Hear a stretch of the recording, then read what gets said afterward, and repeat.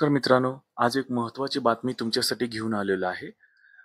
आता पुस्तकं समोर ठेवून परीक्षा देता येणार आहेत. म्हणजे परीक्षेला आता पुस्तकं, नोट्स तुमचं जे काही असेल ते आता सरळ कॉपी करणे, सरळ समोर ठेवून तुम्ही प्रश्नांची उत्तरं देऊ शकता.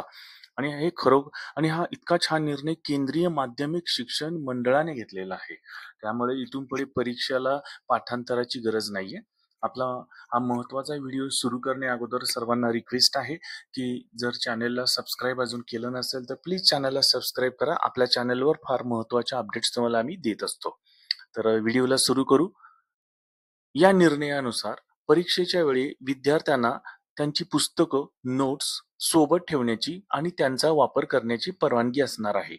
यामुळे काय होणार, विद्यार्थ्यावरील जे परीक्षेचा जो ताण आहे, तो कमी होऊन जाईल आणि केवळ पाठांतरावर भर न देता संकल्पनाच्या स्पष्टीकरणावर अधिक लक्ष केंद्रित केलं जाईल.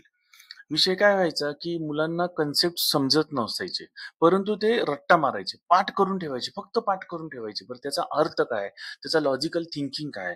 त्याचं तर्क काय? हे विद्यार्थ्यांना करता आलं पाहिजे स्वतःहून. याचा जास्तीत जास्त मेंदूला सवय लागली पाहिजे.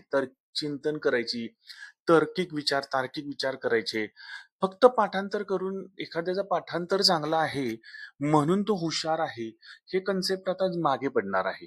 पाठांतराची आता गरजच नाहीये, कारण आपण इतक्या टेक्नॉलॉजीवर डिपेंड आहोत आता. प्रत्येक गोष्ट आपण आता कुठेही लिहून ठेवत नाही. साधा मोबाईल नंबर जरी आपण सुद्धा पाठ करत नाही, मोबाईलमध्ये असतो. प्रत्येक गोष्ट कुठे ना कुठे त्या इलेक्ट्रॉनिक डिव्हाइसेसमध्ये असतात. आपण काही पाठ करत नाही, गरज पण नाही लागत. आपल्याला कॅल्क्युलेटर आहे, मोबाईल आहे, कॉम्प्युटर आहे. त्यामुळे पाठांतराची गरज नाही. Google आहे, प्रत्येक गोष्ट Googleला आपण सर्च करतो. त्यामुळे आता इथनं पुढे पाठांतराची गरज नसणार आहे. तुम्ही कशा पद्धतीनं लॉजिकल थिंकिंग करता, हेच आता इथनं पुढं तुमच्यासाठी महत्त्वाचं असणार आहे. तर हा निर्णय घेतलेला आहे केंद्रीय माध्यमिक शिक्षण मंडळ, जे सीबीएसई आपण म्हणतो, त्यांनी हा निर्णय 9वी मध्ये जे विद्यार्थी आहेत त्यांच्यासाठी घेतलेला आहे. म्हणजे 2026-27 या शैक्षणिक वर्षापासून 9वीची परीक्षा ओपन बुक पद्धतीनं घेतल्या जाणार आहेत. तर व्हिडिओ आवडला तर लाईक करा आणि मित्रांना शेअर करा. जे कोणी पहिल्यांदा आपल्या चॅनलवर आलेत त्यांना रिक्वेस्ट आहे, चॅनलला सबस्क्राईब करा. धन्यवाद.